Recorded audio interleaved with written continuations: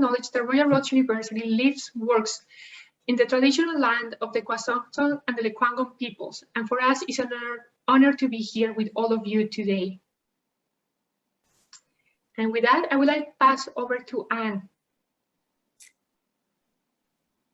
Thank you, Andrea. I'm delighted to be here with my three wonderful colleagues, and I'd like to sort of just introduce them quickly and give you their titles so that we can quickly get on to this really exciting dialogue. And you'll be able to hold us accountable because we're going to do a post-COP26 analysis in November and then track how our hopes and dreams were met, ideally or not. So I'm joined today by Dr. Robin Cox, Program Head, Climate Action Leadership, Director, Resilience by Design Research Innovation Lab from the School of Humanitarian Studies. I'm also joined by Dr. Julie MacArthur, CRC in Reimagining Capitalism from our business school, Canada Research Chair, sorry. And then my esteemed colleague, Dr. Leslie King, Program Head of the MA, the MSc in Environmental Practice, Program Head of the Graduate Certificate in Science and Policy of Climate Change, and Director, Canadian Centre for Environmental Education. And we are both from the School of oh my God, I'm tripping up on the School of Environment and Sustainability. Welcome, everybody. So, as the world ramps up to the next climate summit, COP26, being held in Glasgow, Scotland, October 31st to November 12th, we are still a very long way from even approaching the aspirational Paris Agreement to hold global warming to well below 2 degrees centigrade with an aspirational limit of 1.5 degrees centigrade. And Leslie and I had the privilege of being in Paris for the 2015 climate summit, landing shortly after the terrorist attacks, right, Leslie? Yes, exactly. Should I talk about Paris? A little, I think, yeah. It was kind of interesting. Paris was wonderful. As Anne said, we arrived in Paris 2 days after the terrorist attacks. I had lived in Paris as a young person. That was a long time ago. And Paris was totally different because there were absolutely no tourists. There was nobody on the street. And the only people we saw when we walked around Paris were the army and the police. It was an incredible atmosphere, but it really reinforced what the Paris talks were all about, which is the need for international cooperation and agreement. And then the COP was very exciting because it was the first iteration of the post-Kyoto agreement. And it was the outcome of the Paris Agreement was the first universally legally binding agreement. Nothing had been legally binding until then. And the reason that COP26 in Glasgow is so important is it is the symbol of the entering into force of the Paris Agreement, which was supposed to enter into force in 2020, but because of COVID, postponed to now 2021. 185 nations have ratified the agreement, and there were some really, really interesting things about the Paris Agreement, some interesting breakthroughs. So it was the first time that we talked about INDCs. At Paris, those were just intended national contributions. Now they're for real. Now they're NDCs, nationally determined contributions. And this is the first time in Glasgow that they will be brought to the table. They were sort of, they were developed by the developing countries, but if we had actually stuck to those as planned, we would be probably close to 4 degrees Celsius instead of 2 or 1.5. the Paris Agreement, or the COP, actually was interesting because it was the first time that civil society had played a strong role. And it Yeah. was civil society who insisted on the 1.5 degrees. We went into Paris thinking that we were going to try to limit to 2 degrees. And there were lots of other interesting innovations, like the global stocktake, which is going to be reinforced at COP26. And also some climate justice provisions, such as the principle of differentiated responsibilities, that the, sorry, I'm going on and on. I'd forgotten how exciting this was, but it was very exciting because Trudeau, we had just experienced the Harper administration's terrible lack of concern or even recognition of climate change. And Trudeau was cheered. He was the only leader who was cheered at the opening ceremony because it meant, and we were always talking about this, Canada is back. And Yeah. that was very exciting. Also in Paris, and I just want to mention a couple of other things, the importance not just of civil society, but of the private sector for finance. And the idea of continuous improvement, that we were going to check in every 5 years. I think that's about it. Sorry, I'll stop talking now. Thanks, Leslie. So before I ask you about your hopes and dreams, I'm going to set up the context a little negatively, which is something I don't normally do.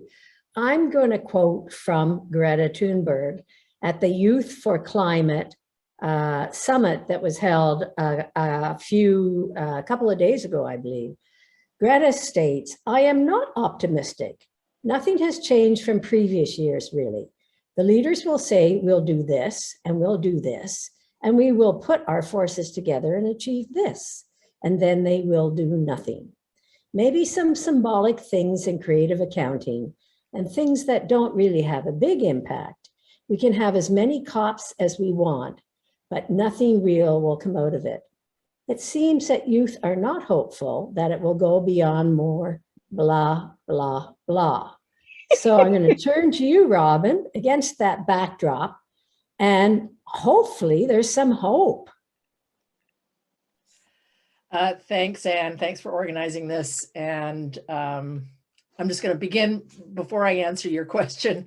I'm not sure I'm going to provide much hope, but before I answer your question, I'm going to say that I'm a settler living on the lands of the Kosamson and Algonquin families. I live in an amazing part of the world, and I am reminded every day of the importance of those families and their ancestors, and how they've shepherded and stewarded this land, these oceans, and the importance to our commitment to doing that in multiple ways: reconciliation, yes, but also in terms of climate action. So in response to your question, I, like Greta, unfortunately, am not that optimistic.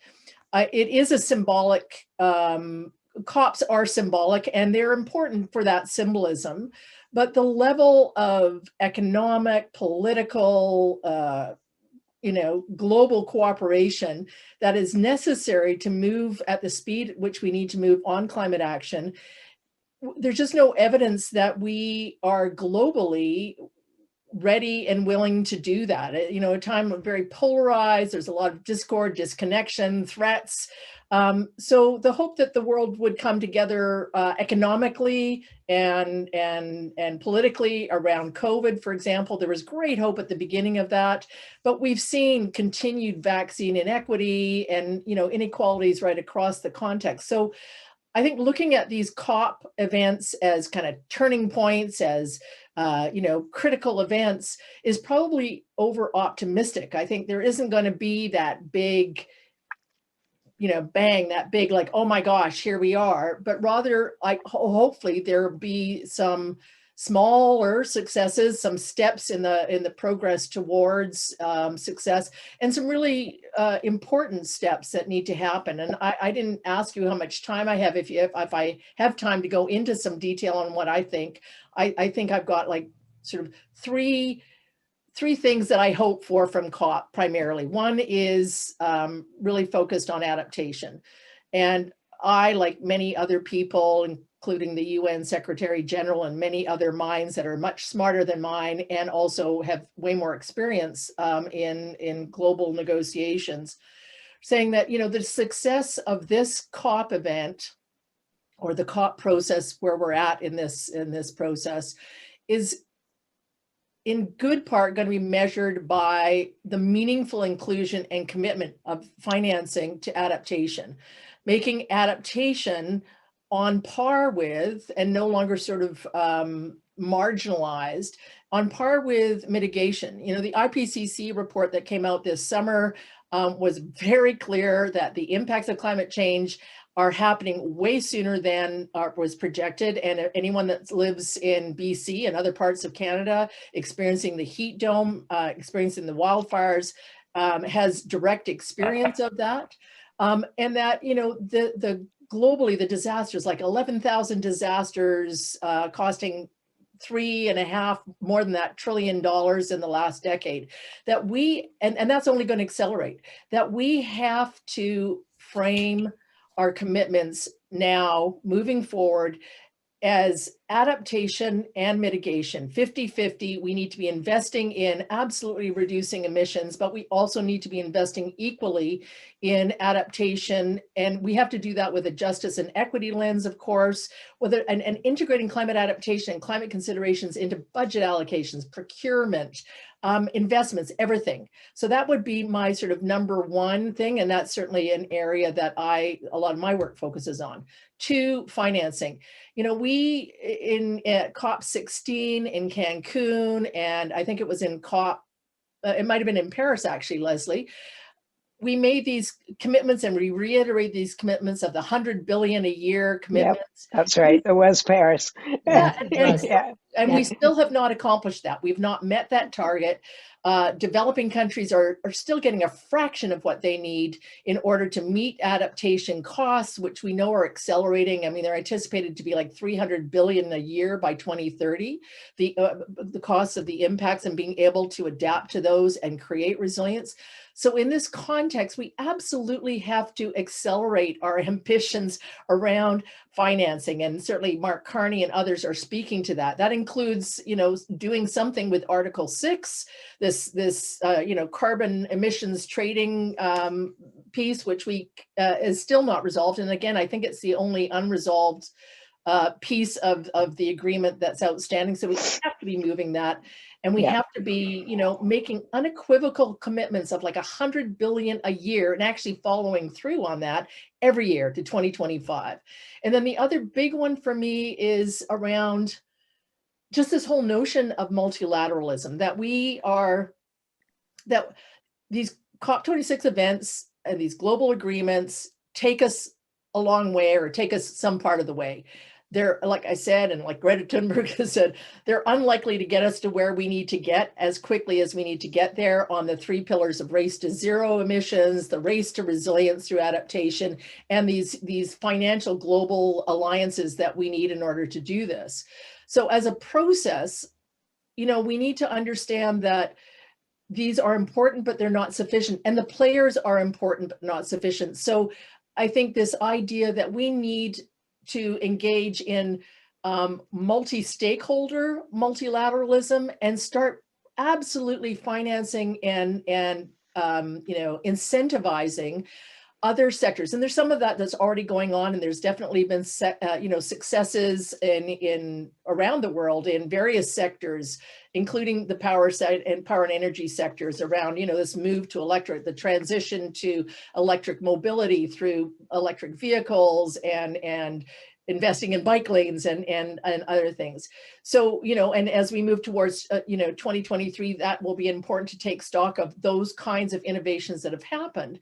But we also need to be focusing our energies on funding, supporting, incentivizing the private sector, getting businesses and more businesses to take on this role of innovating and pushing forward, to fund and incentivize municipalities and not just rely on the public sector. So we really need to be extending beyond, sort of stop looking to COP as like, okay, this is the global agreement and this is, this is what we need. It's part of the equation, but it's absolutely not the whole equation. So we need to be doing way more. And that would be, I don't know that it'll come out of COP, but I think that is something that we need to be thinking a lot about, is how we start bringing in all these other stakeholders and rights holders into the equation and supporting those kinds of coalitions of the willing coalitions, multi-sectoral coalitions that are actually going to get things done at the local and regional level, and potentially through that inspire others, whether it's, businesses, governments, et cetera, and really push in that way our national governments to sort of catch up with these ambitions. So that's kind of those are my three core ideas for what I hope for, even though I'm sort of somewhat pessimistic about the whole process. Well, glass half full and glass half empty. Just that's not a bad way to hold the tension in balance. But that was one of the things that came out of the 2015 Paris summit, was the incredible, innovative strategic alliances going through that, private sector leadership, NGO. I mean, even the small island states got together ahead of the summit. And indeed, the G20 are meeting before COP26. Yeah. And the developing nations are calling on the G20 group of advanced economies to step up with tougher emissions. So then I'm going to turn to our CRC, who may have some key insights, especially in terms of our CRC in reimagining capitalism. Julie. CRC being what?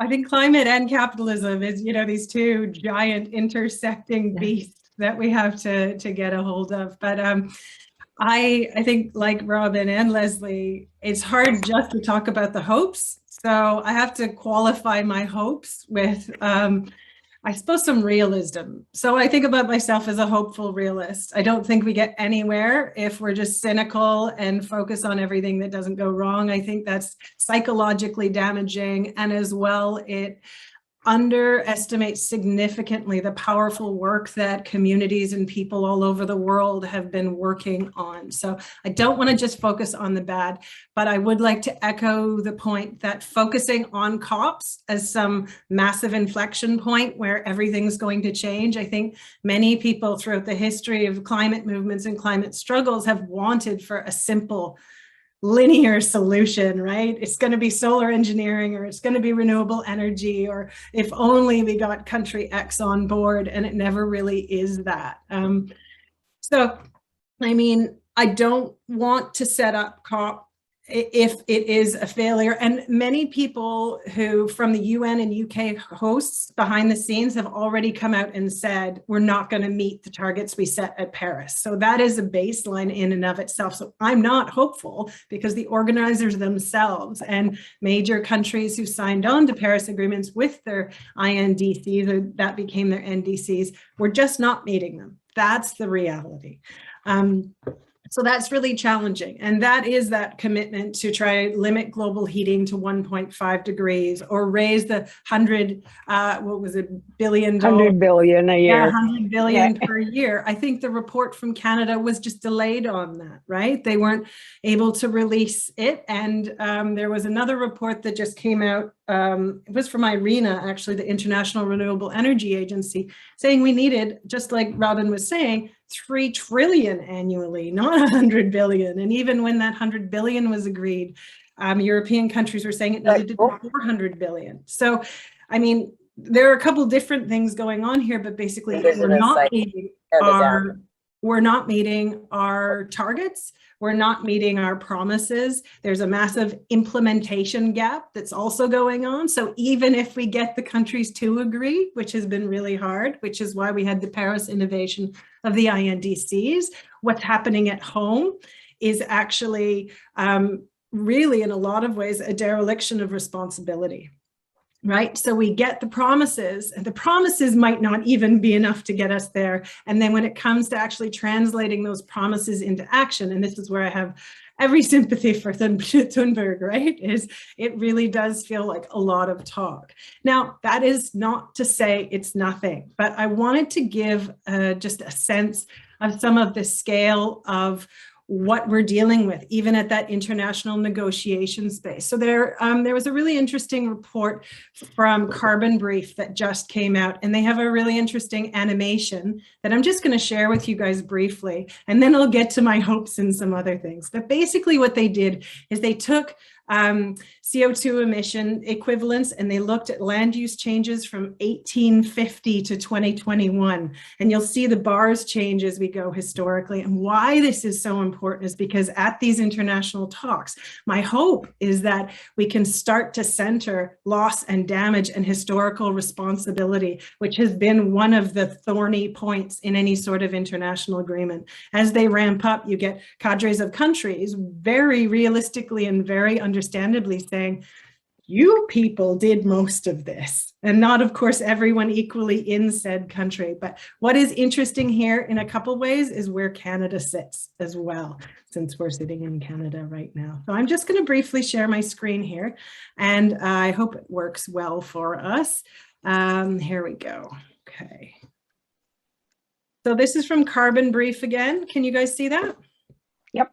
Think so? Great. Okay, I'm just going to play it. It's only about a minute. And what you're seeing is from 1850 to 2021. And this is the historical responsibility for CO2 emissions. And they included, as I said, land use changes in here, which is why there's some interesting ones. So the US, you know, unsurprisingly comes out at the top of this, but you see Canada running not so far behind, really, as time progresses. And we're getting closer and closer to 2021 here. And it's what's really significant, I think, and kind of staggering about this is how important talking about not just that we're all in this together. My hope is that we can start being much more granular about where the responsibilities really lie. And while I agree that we need to get industries on board, I think we also need to be very, very careful. Look at China.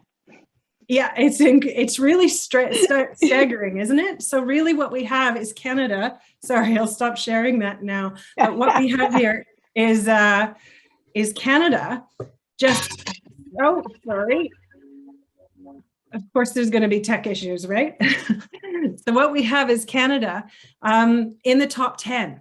Right? Which many of us know already, but that means there's so much responsibility here. But when we look at the list of how we're matching our commitments, even with the somewhat strengthened policy announcements that came out in the last year, we're really not meeting the target. So my hope is that more emphasis goes on this, on where responsibility lies, not just at a national level, but also at a subnational level. There's been some really excellent research coming out, for example, on the role of fossil fuel companies, not only as sponsors for COPs in the past, but also for really incredible disinformation and campaigns of slowing and undermining climate policy and even completely trying to reverse it. So some of my hope, this is what leads to some of my hope, is we're seeing an intensification and a speeding up of divestment, fossil fuel divestment campaigns around the world. Yep. So my hope is not necessarily just for COP itself, but I am heartened by the increased focus on mitigation, on loss and damage and things like that, but also the idea that we're going to start to see, as we have insurance companies pulling out of insuring oil sands investments. I think we have about 27 different companies in the last 3 years who have stopped insuring new projects. We have universities, anchor institutions withdrawing financial support. So I think there's a couple ways where I have some hope for some of that climate finance bit, because we're seeing pressure not only from the usual suspects marching in the streets, but all of those groups and institutions that are the heart of our economy really starting to look seriously at what the costs of burning fossil fuels and what those trade-offs are starting to look like. So the International Renewable Energy Agency and the World Energy Outlook just came out with scenarios for fossil fuels, and they look very bleak for Canada, basically. In terms of the level at which Canadian oil production and gas production is just going to get too expensive to be competitive, which means increasing investments, which is where a lot of our emissions come from. So that gives me some hope that we're starting to see these shifts outside the discussions. And I really think that's where my hope for COP is. It's about those strategic alliances that take place around and the conversations that take place around that. The other thing I wanted to say is, again, just sticking with Canada, some of those groups that we're seeing have to do with Indigenous peoples networks, ICLEI, so local climate networks that are really focusing on where climate change needs to be implemented. The bike lanes, the community gardens, the production networks that take place, the International Labor Organization. This isn't nation to nation, but this is where the rubber meets the road, or where people actually live their everyday lives. And that's where we need the social license for climate policy really to take root. So I do have some hope that we're seeing a lot more strengthening of networks around that. We're also seeing groups like Iron and Earth, which is a movement of oil sands employees pushing for just transitions. We're seeing a majority of Canadians really supporting just transitions and a reduction in the huge subsidies that go to oil and gas.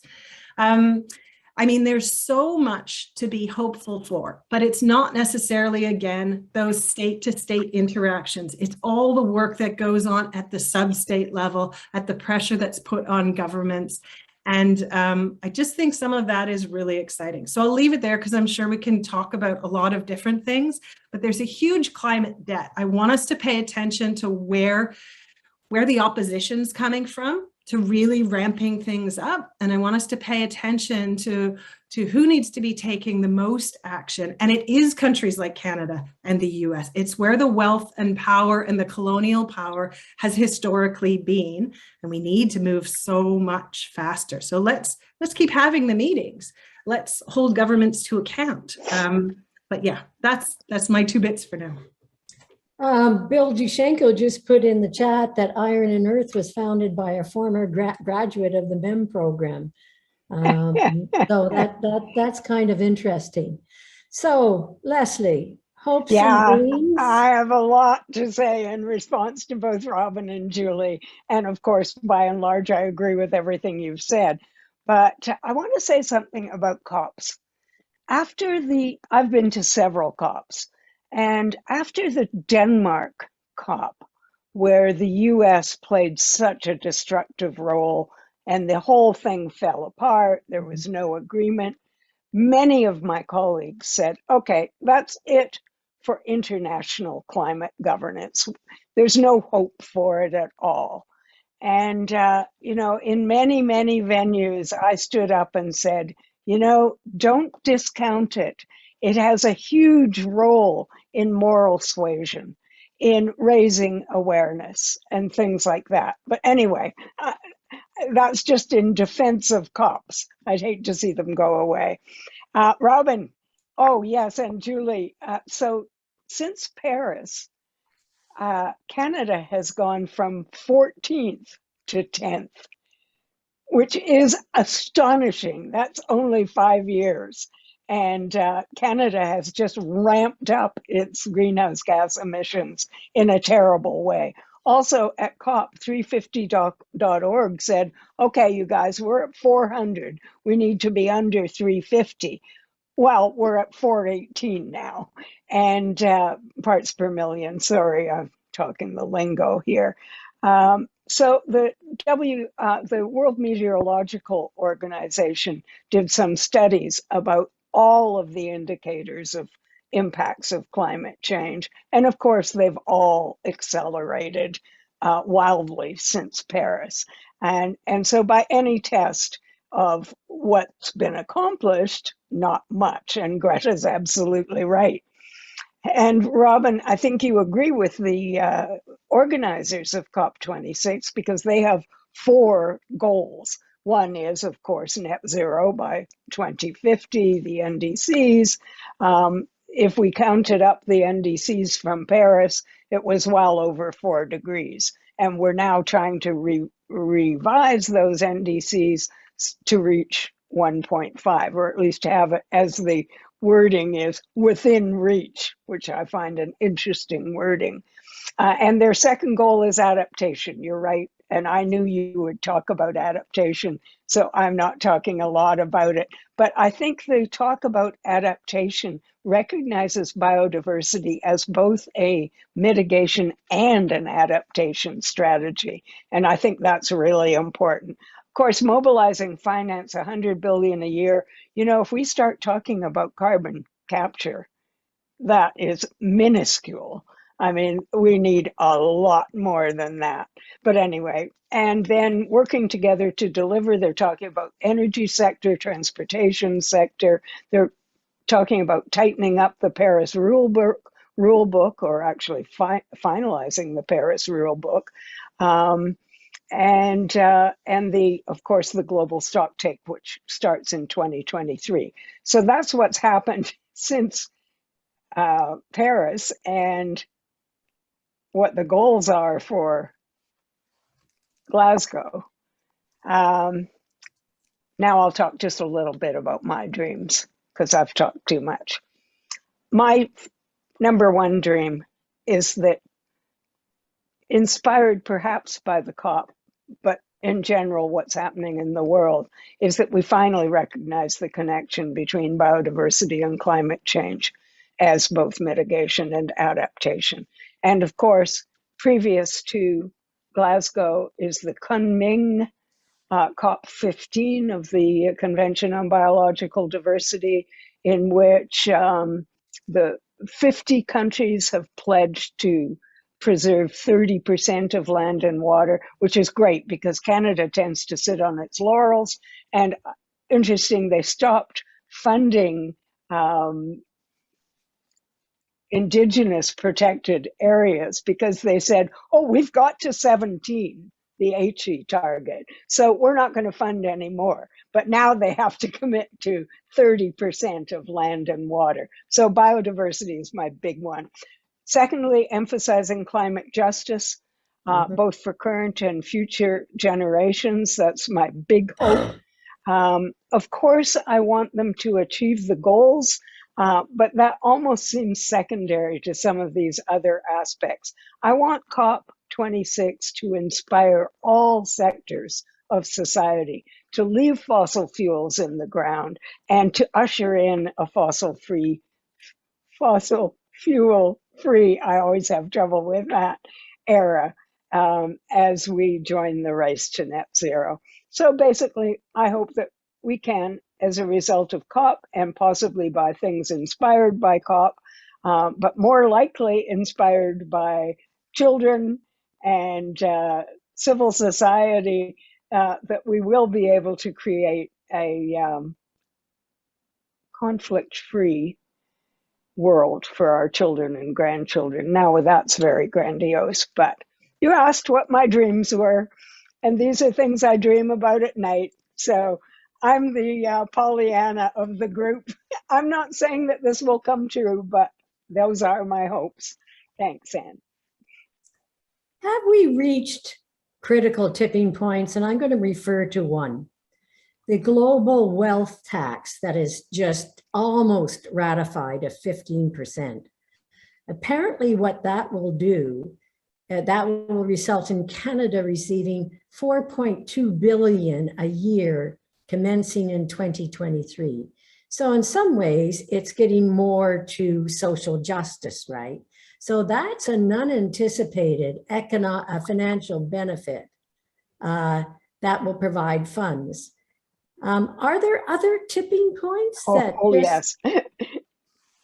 Yes, it's funny, Anne, because just on a social call the other night, somebody said, what's a tipping point? And I exploded into all the climate tipping points. Of course, most of those climate tipping points that we refer to are physical, like loss of permafrost, ice, etc.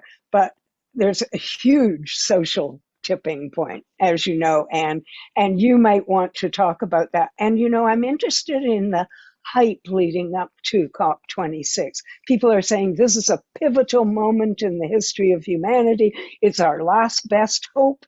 This is a test of global citizenship. And so, you know, I think people are thinking that this is a social, societal, global-wide tipping point. I guess I Go ahead. I don't want to be Debbie Downer. So, and I agree with what you said, Julie, about, I mean, absolutely. Like, I think we have to have realistic, sort of pragmatic hope, like maintain hope, but be very realistic about where we're at. And so I think that this wealth tax is absolutely a good move forward on many fronts, but we continue to think about, economy and economic recovery from COVID as though it's somehow separate from climate. I'm a counselor, a psychologist by training, and I probably overuse this, but I would say, like, people don't come into counseling typically until they're in crisis. And often they're well into crisis because it's sort of like their last resort.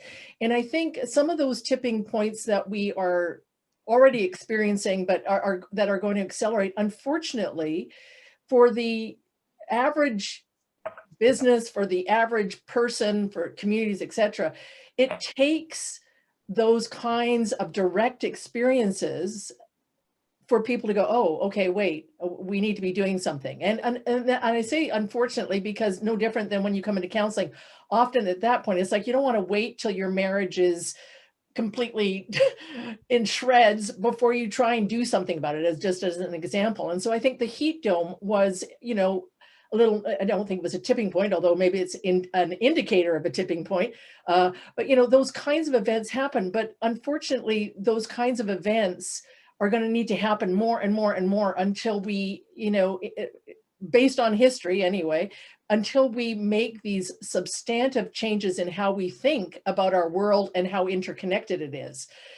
So, I think it's this balance between applauding these significant events like the wealth tax, like the social justice, the eruption of the social justice movement, but also being really realistic about what those affect. We need, we need to be pushing our governments for regulation changes and policy changes, not because governments are going to solve this, but because governments get in the way of solving it often because they're not putting in regulations and policies, or they're continuing, like our federal government and our provincial government for that matter, to invest in fossil fuels. I mean, BC's invested like 1.3 billion on fossil fuel subsidies. So we need to be looking to these places and trying to push them in through our political sphere and in other ways to take the actions that we need to facilitate some of these other tipping points. Yeah, it's no fun when we have one of these and everybody agrees. So I don't want to be a contrarian for the sake of it. It's just so much more interesting when there's, a lot of really different perspectives and whatnot. But I honestly couldn't agree more, really. I feel like I don't want everything to be about COVID, but a colleague and I, we just finished a book on environmental politics in New Zealand, but we started it with probably overstating the age of disconnection is over, right? Because this idea that humans are separate from, global epidemiological phenomenon, right? Or our physical environment or the air or, all of these other things, the idea that this is all interconnected, climate with society, with the economy and whatnot. For people who study this, it's obvious, but I think it's becoming more and more obvious to more and more of the population who is being pushed in very different ways from country to country into a state of anxiety and fear with huge mental health implications. But Here's where I go to tipping points, because I do think that the scope and scale, different, of course, country to country, of government mobilization and regulation of people's private lives and intervention in the economy and all of these things that throughout the last waves of neoliberalism, particularly in countries like Canada and the US and Western Europe, it has being quite distinct. I'm not saying not opposed or suddenly there's consensus. It's absolutely a contested space, but I do think we're also at a tipping point back to maybe how things were, a wider idea of the role of government and the need for government to intervene in times of crisis. And for some people, starting to see more of a connection where social crisis is about community and solidarity and maybe even precautionary principles. And the number of average lay people who now know what exponential growth is really kind of heartening. So I do think there are potentially some tipping points, widening the scope for what we think governments can and should do in response to crisis. And I was just looking through the chat, and I noticed some people, one thing I meant to say about those historic emissions is that the same report, people were pointing to Canada's responsibility again. The same report looked at 2021 and they looked at per capita, and Canada comes out #1 in 2021 for these emissions, and also historically since 1850 comes in at #2. New Zealand, where I recently moved in, is #1 mostly because of deforestation that happened 100 years ago. But it's really shocking how much responsibility we have. But on the tipping points issue, I do think that we're seeing that. And I do see, especially in the scholarship in the area of energy transitions and political economy that I work in, more and more people who used to focus more on let's build new turbines, let's have new solar panels, like techno solutions. Even in publications like Nature, we're seeing more of an awareness of socio-political justice issues. We're seeing more of an awareness of the need to look at low-cost housing solutions in addition to energy retrofits and active transport.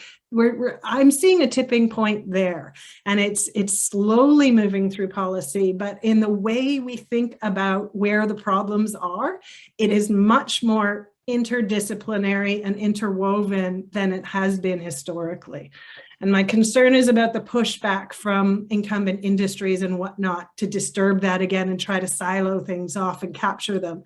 But I have some hope there. Well, and the inevitable pushback. Sorry, Anne, you had your hand up, but I mean, we know that as power is threatened, power is pushing back. You know, and that's true in terms of reconciliation. I see, Bill, in the chat, you're talking about, you know, climate refugee and migration. That isn't yet, but it is going to be another negative, unfortunately, tipping point where millions of people are on the move because they can no longer live where they live because of the impact. So I think, you know, being really strategic and thoughtful about both what you said, Julie, but also the last part of what you said, which is there is already a significant strategic, very strategic pushback. And, you know, in terms of disinformation, in terms of, you know, organizing around these kinds of issues in ways that are not going to address climate change, and disintegrating these issues of migration, social justice and equity, our political neoliberal capitalist, you know, global system that is not serving really anyone well, but very small number of people at the top of the pinnacle. Anne, sorry. Yeah, no, and I shouldn't be saying something, but I want to throw a little bit of controversy into this this dialogue. Hopefully. I think we're in the middle of a tipping point, and I think that's a social tipping point. If you think of, you know, at my stage in my career, when I think of #MeToo, we too, it's an amazing kind of social movement. The young people, the climate strikes, nature-based solutions, some of the technical innovations that are happening, especially in the EU, in the European Union. And you're right, government should get out of the way and change the rules and the regulations. And my hope for one thing to come out of COP, and once again, it'll create space for more social, ecological climate innovation, is that the world leaders agree to eliminate all oil and gas subsidies worldwide. Imagine the money that then is freed up then, first of all, to meet our commitment to developing nations in that funding, combined with the global tax. And I don't think we have any way of knowing where these social forces, especially touching on what Robin was saying, and Leslie, if they strategically start combining forces and putting pressure on governments to act and holding their feet to the fire. So we talked about dreams, but we haven't talked about fears. And one of my fears that has come home to me recently, the strength of the anti-vax movement and the fact that all those anti-vaxxers are also climate deniers.